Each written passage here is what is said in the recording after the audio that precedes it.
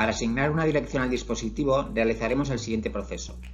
Activaremos el programador y colocaremos las pinzas a los bornes del dispositivo 4 y 5.